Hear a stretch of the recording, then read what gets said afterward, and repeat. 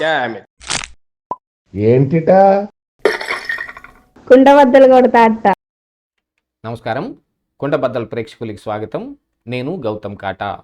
ఈ వీడియోలో నేను మీతో చెప్పాలనుకునే అంశం, తిరుపతిలో జరిగిన దుర్ఘటనపై ప్రభుత్వం స్పందించిన తీరు కొంత బాగానే ఉన్నప్పటికీ, బాధ్యతాయుతంగానే ఉన్నప్పటికీ గాను అసలు ఈ సంఘటన ఎందుకు జరిగింది, అది దుర్ఘటన కింద ఎందుకు మారింది అనే విషయంలో ఎవరికి తోచిన విషయాలు వాళ్ళు చెబుతూ ఉన్నారు. కానీ దీనికి అంతటికీ కారణం ఏమిటి అనంటే అది కేవలం సమన్వయ లోపమే అని నిన్న టీటీడీ ఈఓ శ్యామలరావు కానీ టీటీడీ చైర్మన్ బిఆర్ నాయుడు కానీ ప్రూవ్ చేశారు. ఇద్దరి మధ్య సమన్వయం లేకపోవటం మూలానే ఇది జరిగింది అన్నట్టుగా ప్రజలందరికీ అర్థమయ్యే విధంగా, ఈవెన్ సీఎం చంద్రబాబు నాయుడు గారి ముందే ఒకళ్ళకొకళ్ళు మాటకి మాట చెప్పుకుంటూ ఇద్దరి మధ్య పచ్చగడ్డేస్తే బగ్గుమంటుంది అనే సంఘటనని నిన్న బాహాటంగా ప్రెస్ ముందే కనపడేటట్టుగా వాళ్ళు ప్రవర్తించారు. ఎందుకు జరిగింది అనంటే ఈ దుర్ఘటన మొత్తానికి కారణం వాళ్ళిద్దరే, బాధ్యుల్ని వాళ్ళిద్దరినే చేయాలి అనే విధంగా వాళ్ళ ప్రవర్తన ఉంది. అసలు ఏం జరిగింది అనేది ఈ వీడియోలో నేను పూర్తిగా మీకు వివరిస్తాను. వీడియో నచ్చితే కనుక ఖచ్చితంగా లైక్ చేయండి. ఇక అసలు విషయానికి వస్తే, తిరుపతిలో టోకెన్లు ఇష్యూ చేసే దగ్గర జరిగిన ఈ దుర్ఘటన, ఇందులో 6 చనిపోయారు. క్షతగాత్రులందరికీ మరి చంద్రబాబు నాయుడు కానీ పవన్ కళ్యాణ్ కానీ వెళ్ళి పరామర్శించారు. హోంమంత్రి అనిత కూడా వచ్చి ఈ దుర్ఘటన మొత్తం జరగటానికి కారణం ఏమై ఉంటుంది అనే దాంట్లో ఒక కుట్ర కోణం కూడా ఉండే ఉంటుంది అని ఆవిడ కూడా కొన్ని మాటలు మాట్లాడారు. మరి ప్రజలందరి మధ్య నుంచొని వాళ్ళని రెచ్చగొట్టి ఇలాంటి దుర్ఘటన జరిగే విధంగా ప్రతిపక్షాలు పాల్పడ్డాయి అనే కోణంలో కూడా దీన్ని ఆలోచించాలి అని చెబుతూ ఉన్నప్పటికీ అది కొంత సత్యదూరంగానే కనిపిస్తోంది. జరిగింది మొత్తం ఒక సమన్వయ లోపంతో జరిగినట్టుగానే అందరికి అర్థమవుతూ ఉంది.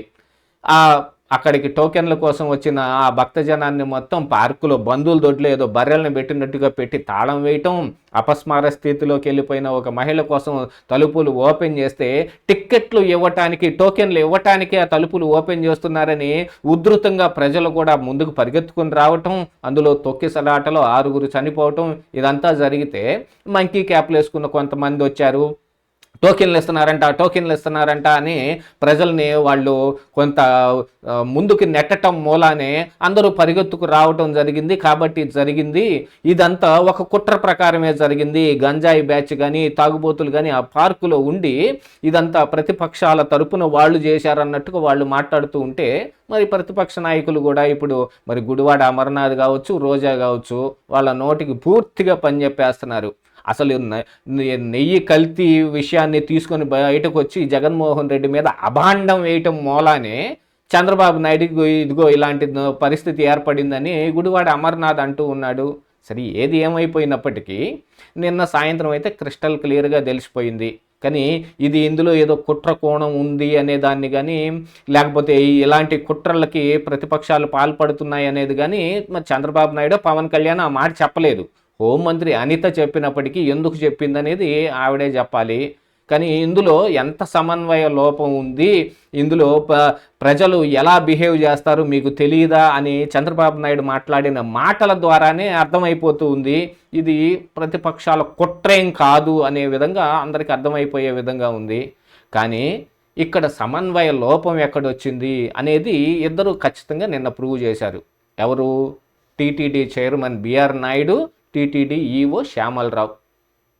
నువ్వు నాకు ఈ సరైన సమాచారం ఇవ్వలేదని చైర్మన్, నేను చెప్పిన మాట వినటం లేదని చైర్మన్ బిఆర్ నాయుడు అంటూ ఉంటే, శ్రీవాణి ట్రస్ట్లో నువ్వు నన్నేం సంప్రదించి ప్రెస్ మీట్ పెట్టావా అని ఈఓ అనుకుంటూ ఎక్కడెక్కడ విషయాలు లేని అని తీసుకొచ్చి మాట్లాడుకుంటూ ఉంటే, మంత్రి అనగాని సత్యప్రసాద్ కూడా దీంట్లో వాళ్ళిద్దరిని వారించే ప్రయత్నం చేసినా వాళ్ళు ఆగలేదు. అప్పుడు చంద్రబాబు నాయుడే స్వయంగా వాళ్ళిద్దరి మీద నోరు చేసుకోవాల్సిన పరిస్థితి ఏర్పడింది. గట్టిగా వార్నింగ్ ఇవ్వాల్సిన అవసరం వచ్చింది. అఫ్కోర్స్ ఈ జరిగిన దుర్ఘటనకి బాధ్యుల్ని చేస్తూ ఒక డిఎస్పీని సస్పెండ్ చేసిన, మరి సుబ్బారాయుడిని ఇక్కడి నుంచి ట్రాన్స్ఫర్ చేసిన, కొంతమంది అధికారులు సస్పెండ్ అయ్యారు, కొంతమంది ట్రాన్స్ఫర్ అయ్యారు. దీనికి బాధ్యులు కేవలం వాళ్లేనా అనంటే కాదు. TTD chairman BR Naidu, TTD EO Shyamala Rao ఇద్దరి మధ్య ఉన్న సమన్వయ లోపం మాత్రమే. ఇద్దరు ఒకళ్ళకి పడకుండా, ఒకళ్ళతోటి ఒకళ్ళు మాట్లాడుకోకుండా, ఇదేదో వాళ్ళ సొంత ఆస్తి అయినట్టు, వాళ్ళిద్దరి మధ్య తగాదాలు ఉన్నట్టుగా ఒక భక్తులకి సంబంధించిన ఈ విషయంలో వాళ్ళు ఎటువంటి నిర్ణయాన్ని సరిగా తీసుకోకపోవటం మూలాన్ని జరిగిందనేది క్రిస్టల్ క్లియర్గా అందరికీ అర్థమైపోతుంది. అంటే మరి వీళ్ళిద్దరి మధ్య గొడవ ఎందుకు వచ్చింది? చైర్మన్కి ఈవోకి సమన్వయం ఉంటేనే కదా చైర్మన్ తీసుకున్న నిర్ణయాలని, ఈ పాలక మండలి తీసుకునే నిర్ణయాలని ఆచరణలోకి తీసుకొని రావాల్సింది అధికారులు. ఆ అధికారులకి బాస్ అయిన ఈవో కానీ, ఈ పాలక మండలికి బాస్ అయిన చైర్మన్ కానీ వీళ్ళిద్దరే కొట్టుకు చస్తూ ఉంటే మరి కింద నుండే వాళ్ళు ఎలాగా ఈ విషయంలో ఖచ్చితంగా పనిచేస్తారు అనుకోవాలి. ఇది కేవలం వైకుంఠ ఏకాదశి, ద్వాదశి, త్రయోదశి ఈ 3 రోజులకే జరిగింది. ఇదైతే మరి బ్రహ్మోత్సవాలు వాటి సంగతి ఏమిటి? వారాలు జరిగే బ్రహ్మోత్సవాల్లో మరి దాంట్లో వీళ్ళిద్దరు ఇలానే కొట్టుకుంటే అసలు బాధ్యులను చేయాల్సింది ఎవరిని అని అంటే, ఈ దుర్ఘటనలో ఖచ్చితంగా మరి కింద అధికారుల్ని, డిఎస్పీనో లేకపోతే కింద మిగతా టీటీడీ అధికారులను బాధ్యుల్ని చేసినప్పటికీ ముఖ్యంగా బాధ్యుల్ని చేయాల్సింది మాత్రం ఖచ్చితంగా వీళ్ళిద్దరినే అనే విషయం ఖచ్చితంగా మనకు అర్థమైపోతూ ఉంది. వీళ్ళిద్దరి మధ్య సమన్వయ లోపంతో సంఘటన జరిగింది. దీన్ని నివారించాలంటే వీళ్ళిద్దరిలో ఎవరో ఒకరిని లేదా ఇద్దరిని ఆ పదవుల నుంచి ఉద్వాసన పలికేయాల్సిన అవసరం ఉంది.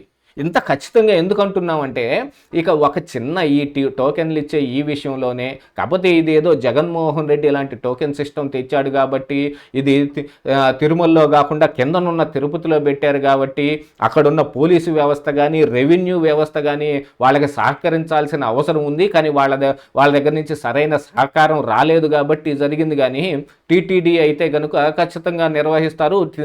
కొండ మీద ఎన్ని నిర్వహించలేదు అని అంటే, ఇంతకుముందు కింద కూడా చాలా బోల్డ్ అన్ని ఇలాంటివే జరిగినాయి. మరి ఇంతకు ముందు అధికారంలో ఉన్న జగన్మోహన్ రెడ్డి హయాంలో కూడా వేరే చైర్మన్, వేరే ఈవో ఉన్న నాడు కూడా ఇలానే టోకెన్లు ఇచ్చారు. మరి వాళ్ళు సమన్వయంతో బాగానే చేసుకున్నారు కదా. కానీ ఇక్కడ చైర్మన్, ఈవో కలిసి నువ్వెంత అనుకునేట్టు మాట్లాడుకుంటుంటే ఇక్కడ ఇబ్బంది పడుతుంది ఎవరు అనేది గుర్తించాల్సిన అవసరం ఉంది. ఇక్కడ ప్రజలు ఇబ్బంది పడుతూ ఉన్నారు. ప్రజల మీద ప్రేమ ఉంటే అధికారంలో ఉన్న వాళ్ళు కనీసం వీళ్ళిద్దరినన్నా మార్చాల్సిన అవసరం ఉందా లేదా అనే ప్రశ్న ఇక్కడ ఉత్పన్నం అవుతుంది కదా. అసలు ఈ దుర్ఘటనకి బాధ్యుల్ని చేయాల్సింది వాళ్ళిద్దరిని అయితే, మిగతా వాళ్ళని బాధ్యుల్ని చేసి సస్పెండ్ చేయటం లేకపోతే ట్రాన్స్ఫర్ చేయటం చేశారు. ఎందుకు జరుగుతోంది ఇది అనేది మరొకసారి ఆలోచించుకోవాల్సిన అవసరం అధికారంలో ఉన్న చంద్రబాబు నాయుడికి, పవన్ కళ్యాణ్కి ఉంది. వీళ్ళిద్దరి మూలానే ఈ దుర్ఘటన జరిగింది. వీళ్ళిద్దరిని ఖచ్చితంగా బాధ్యులను చేయాల్సిన అవసరం ఉందనేది కొండబద్దలు కూడా ఘంటాపదంగా చెబుతుంది. వీళ్ళిద్దరిలో ఎవరో ఒకరిని లేదా ఇద్దరిని ఉద్వాసన చేసేసి ఆ పోస్టులోంచి మార్చి కొంత అనుభవం ఉన్న వాళ్ళనో లేకపోతే సమన్వయం ఉండే వాళ్ళనో తీసుకొస్తే కనుక ఇలాంటి దుర్ఘటనలు జరగకుండా ఉంటాయి. ఇదే ఈరోజు కుండబద్దలు.